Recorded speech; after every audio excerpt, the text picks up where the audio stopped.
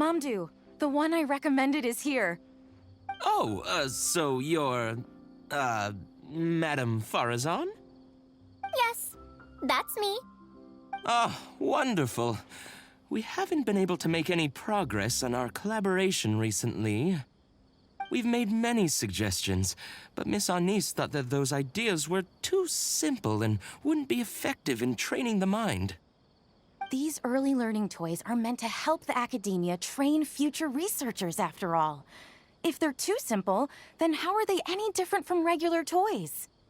But if they're too complicated, not only will they be expensive to produce considering our production capabilities, but they won't have much broad appeal to Sumeru's children either. So the design can't be too complicated, but it can't be too easy to play with either. I remember that in your notes, many contraptions have managed to fulfill complex functions despite using simple parts. Maybe we can do something similar with these early learning toys. The contraptions in my notes? I didn't create those. I simply took the contraptions in the ruins apart and analyzed them. But now that you mention it, the ruins did have things like that. Do you have a pen, paper, and scissors? I'll make a paper prototype. You have an idea already? I suppose I should have expected as much of a respected academia senior researcher. We do have those. Yes, please, help yourself. Oh, you're done already?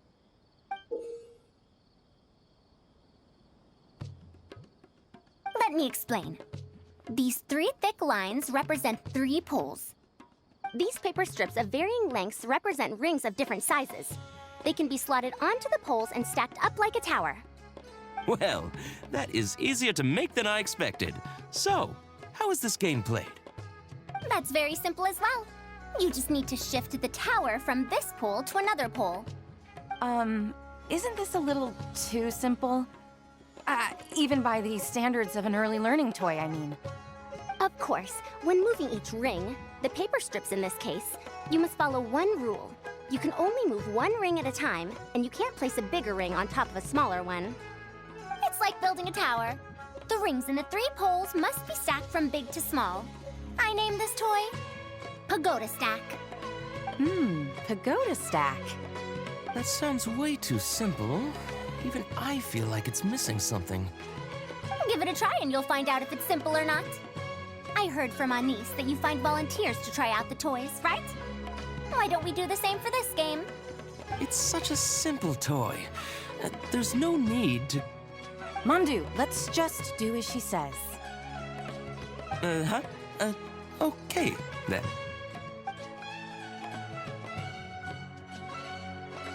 And that's how you play this game. You can all give it a try. Let's see who's able to move the tower to another pole in the smallest number of steps.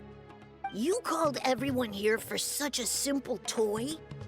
It doesn't look like it'll take that many steps. Come on, we all promised to help Mr. Mamdu test out the new toys. He said he'd give us new Genius Invocation TCG cards.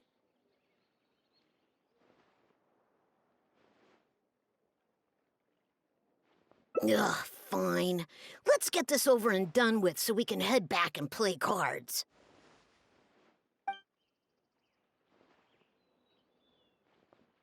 Done! It took me 19 steps. Huh? It took me over 20 steps. I only needed 18 steps. Not bad. Looks like you're all familiar with the rules now. Then let's increase the difficulty. The next tower will be 5 layers tall. Now then, give it a shot. Wait, there's more? Well, since we're already here, why don't we just give it a try? An extra layer shouldn't make it that much harder, right?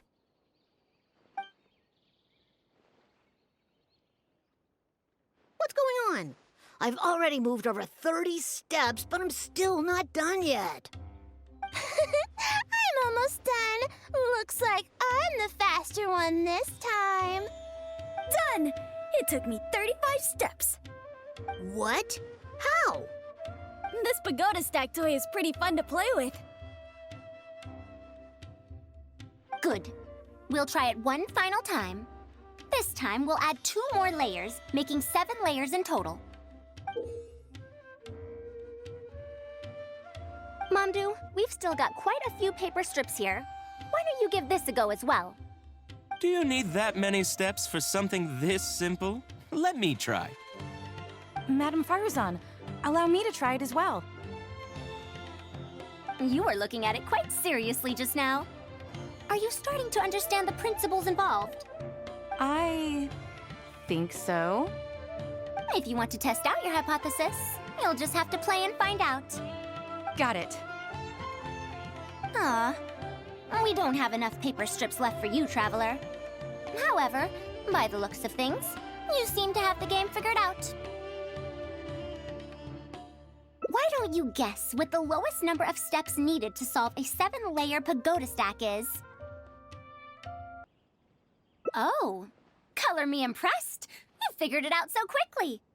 Let's see how well they do then. If I move this small ring, then the big one won't be able to go on top of it. Oh, this is going to take more steps than I expected. I've lost count of how many steps I've taken. Can I restart? This got a lot harder.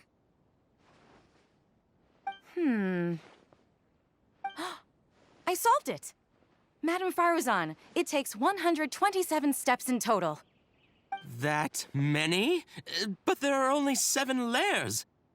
For every extra layer in the pagoda stack, the move order you need to consider becomes much more complex, and the number of steps required will at least double. More accurately, it will require double the steps, plus 1 each time. You did well. You didn't underestimate the principles behind it just because it's an early learning toy. The complexity of any given contraption isn't determined by the number of parts it has. The way the parts interact and the rules behind how it operates are important too. Oh, I see. No wonder you emphasized in your notes that no contraption should ever be underestimated. I see. So even a simple toy can become complex with the right set of rules. That's right. The rules used for pagoda stack are the simplest kind when it comes to ancient contraption-making techniques. I could spend some time picking out all those machines that do something similar and write you a reference book. Once that happens, you can give the volunteers the reference book and paper prototypes and find out which toy is the most popular. Do you have any other toys? Yeah! When can we play with them? In about 2 days or so, I think. Anise, if you're free, can you help me with the illustrations for the reference book? Of course! I'd be honored. 2 days should be enough for us to find more volunteers. Then we can organize a huge conference here, at which we can announce which toy we'll be making. You'd be most welcome. We need more people to get a healthy range of opinions. The more, the merrier. Thank you for coming here with me today. I'll walk back with you.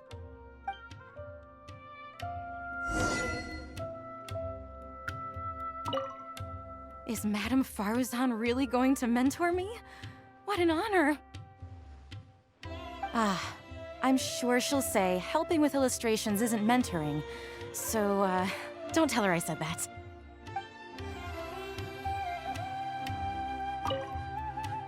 No wonder she's so well respected at the academia.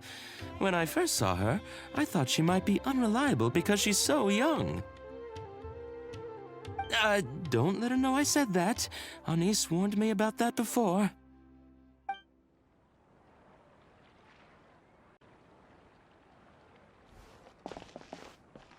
We need to wait 2 whole days before we get the new toys? It might just be all reference stuff. It'll be a long time before we can play with the real toys. Guess all we can do is play Genius Invocation TCG in the meantime.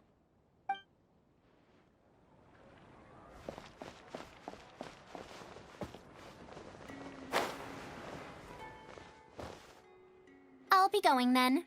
Say hi to Tainari and Kale for me if you can. Once everything here is settled, I'll make my way over to Pardis DI as quickly as I can. A niece? We haven't had much time to get to know each other, but she seems like a good kid. She's able to calmly figure out the basic principles behind something without being influenced by others. I'll do my best to teach her over the next few days. Still, how much she learns will really depend on her. Well, her interest lies in the application of mechanisms. I do have some old knowledge to share, but if we think about the future, it's easier for her to learn the things she's interested in if she stays in Kasharawar. My research into mechanisms is, in a sense, a side effect of my research into ancient texts. If she becomes my student to learn how to make modern contraptions, it wouldn't benefit either of us in the long run. However, if she develops an interest in deciphering ancient texts over these next 2 days, that would change things. If I successfully poach a student, those young punks at Haravatat will have one less reason to cut my budget. Perhaps if this collaborative project goes smoothly, I can even ignore Haravatat and ask for a higher budget directly from the academia. Oh, I could come up with lots of ideas. With Anis's help, 2 days will be enough for our work. However, I'm still undecided as to the style of the reference book's text and illustrations.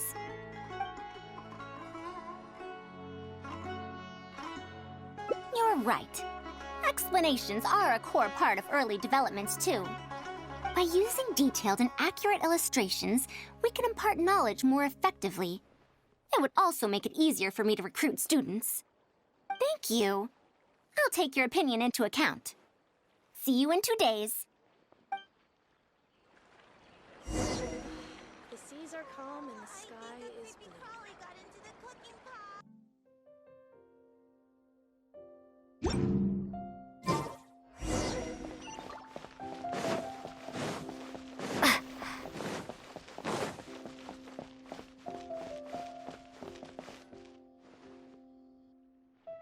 Oh, you're here.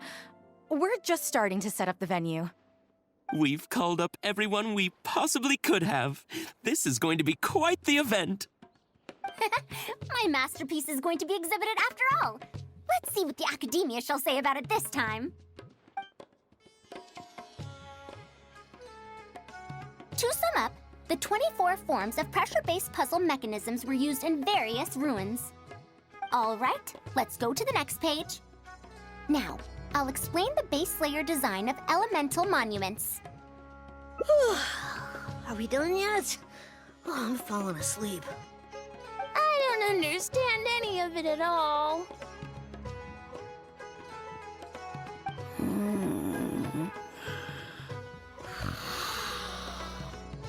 Are these really toys? They sound a bit too dangerous to buy for children. Oh, Well, we've prepared paper prototypes for everyone. If you're interested in the mechanisms Madame Faruzan's talked about, you're more than welcome to try them out. Oh, this is no fun. Can I try another toy? I want to go home and play Genius Invocation TCG.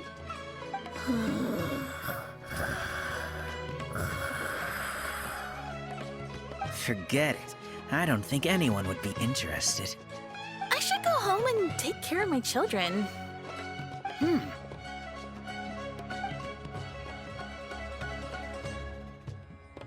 How did this happen? Forget about getting opinions from others. No one even wanted to stay and try them out. I'm sorry. I think we miscalculated.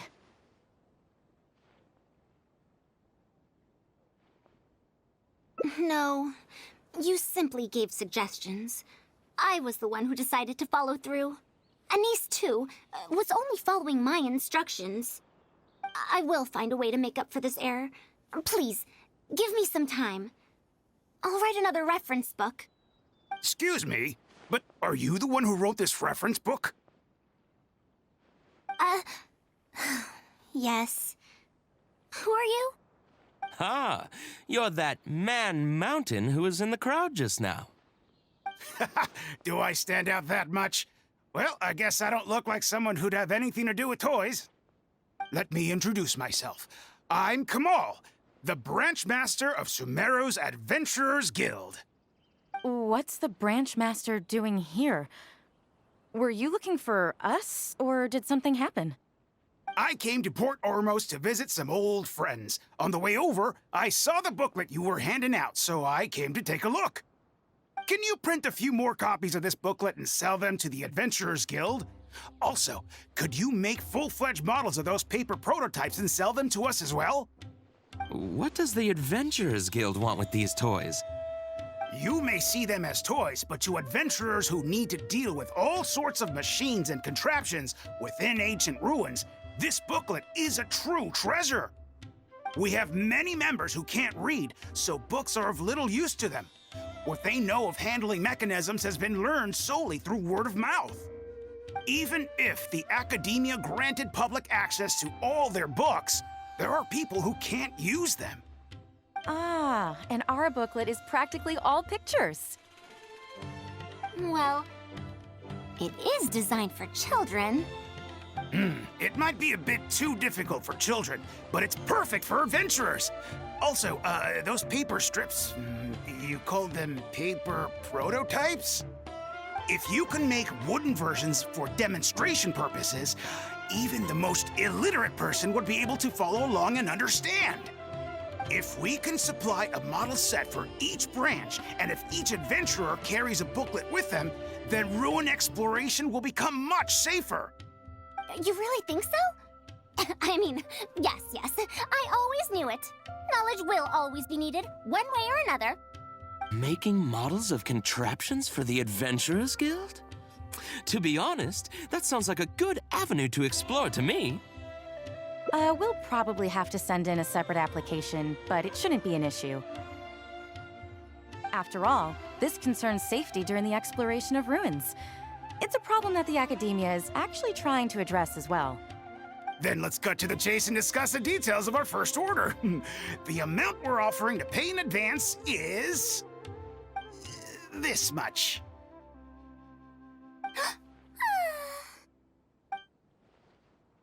Delicious food, made and served.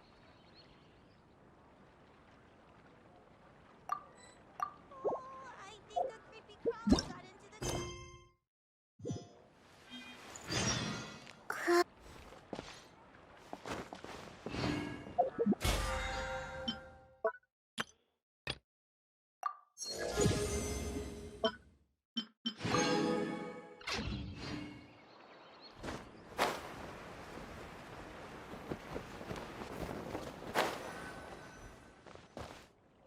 I'll be going then. Say hi to Tainari and Kale for me if you can. Once everything here is settled, I'll make my way over to Pardistii as quickly as I can. You want to ask why I'm unwilling to join them, yes? Putting aside the fact that they're too full of themselves, I actually have no issue with their research methodologies and approach. After all, knowledge is either right or wrong. Superiority and inferiority do not come into the conversation. All researchers are just doing their best to shed light on the unknown in their respective fields of expertise. No matter what corner of the unknown they shed light on, it's a step forward for us all. Because I believe wholeheartedly in that principle. Even if the others call my research useless, as long as the knowledge I gain from it is accurate, it could become useful in the future. In the end, useful and useless are concepts that shouldn't be used to evaluate knowledge. When I first started deciphering ancient documents, I didn't think about how it'd be useful to Kasharawar. That's why there's no need for me to join them to do useful research. I'd rather stay in Haravatat. It's much more convenient for me to access the materials I need for my research here. Still, the funding that Kasharawar has offered me is so hard to get in Haravatat. Perhaps if this collaborative project goes smoothly, I can even ignore Haravatat and ask for a higher budget directly from the academia.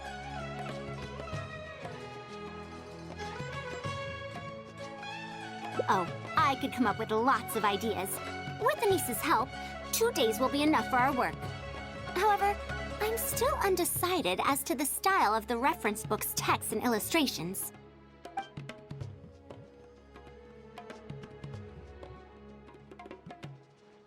You're right. If no one understands the reference book, it doesn't matter how detailed it is. It's better to make it simpler and fun so that children will be interested in the subject. It'll also make it easier for me to recruit students in the long run. Thank you. I'll take your opinion into account. See you in 2 days.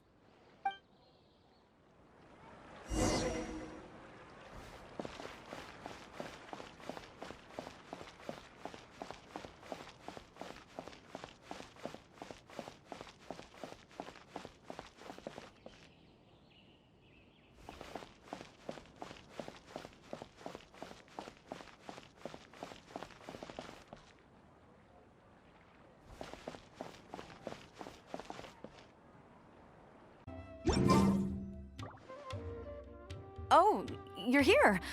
We're just starting to set up the venue. We've called up everyone we possibly could have. This is going to be quite the event. My masterpiece is going to be exhibited after all. Let's see what the academia shall say about it this time.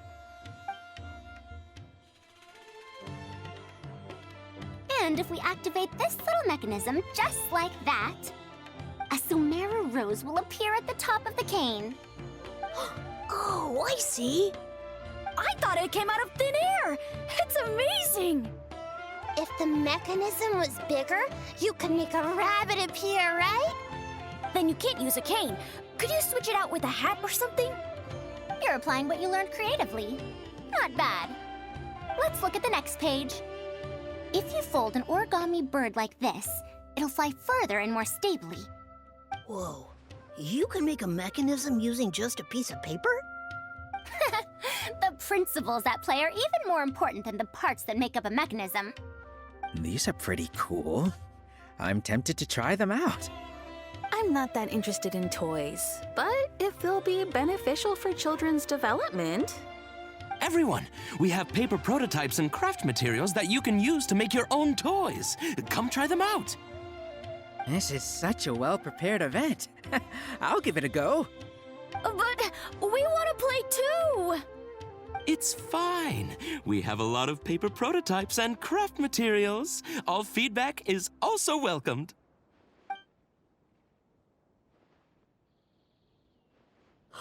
Oh, my origami bird flew further this time. Professor Faruzan, how can I make mine fly further? Ahem. Just madam will do. Maybe in the future, you may indeed get the chance to call me Professor. You may wish to pay attention to these few details. Here, for example. All right. Try it again. Wow! It really did fly farther! Madam Faruzan, will we learn origami at the academia? Of course you will. If you become a researcher, you can explore any field you like to your heart's content. In the future, if you want, you can even become one of my students. But Mom and Dad said that there are 6 Darshans in the academia. Wait, was it 7? Which Darshan teaches about mechanisms in origami? Well, in this case, it wouldn't be Haravatat. I know. We need to choose Kasharawar. Huh? I want to attend Kasharawar in the future and fold even better origami birds. I want to make even more awesome mechanisms! Actually, the other Darshans do have their own specialties, too. For example, Haravatat specializes in... Pay attention, children. Children? How did this happen? What if we end up in a Darshan we don't like? Does that mean that we won't get to learn about the things we do like? No, that won't happen. Take me, for example. I'm a researcher from Haravatat, but I research mechanisms, see? The only person able to restrict your curiosity as a researcher is you. Do you understand what I'm saying? Not really. Huh. It's all right. You still have a long road ahead of you. Now, do you want to learn about some other machines? Let me tell you a story about pressure-based mechanisms and elemental monuments.